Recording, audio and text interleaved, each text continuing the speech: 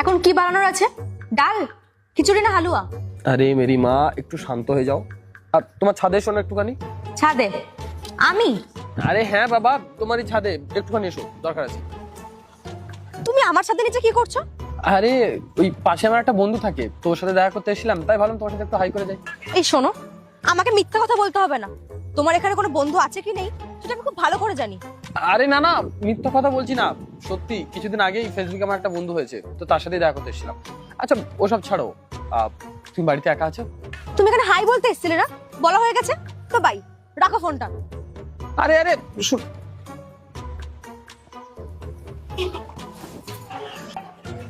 আমার বাড়িতেও চলে এসছো? বলো কি বলার আছে তোমার? আগে তুমি এটা বলো, তুমি আমার ফোন কেন তুলছো না? কখন থেকে ফোন করছি, ইগনোর করছো আমাকে?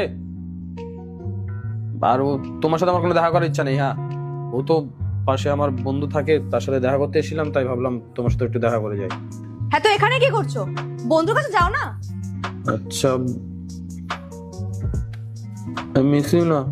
হ্যাঁ, তো এতই যখন মিস করছো, দয়া কেন দেখাচ্ছ আমার উপরে?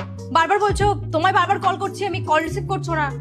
আরে ও শার্ট কোথায় রাখা ছিল আমি জানতাম, আর ডালে কিভাবে তাড়কা লাগাই সেটাও আমার জানা আছে।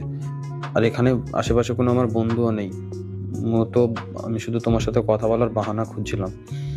আর হয়ে যায় মানুষের দ্বারা ভুল, এতদিন রাগ করে থাকে নাকি? প্লিজ এবার রাগটাকে সাইড করে দাও।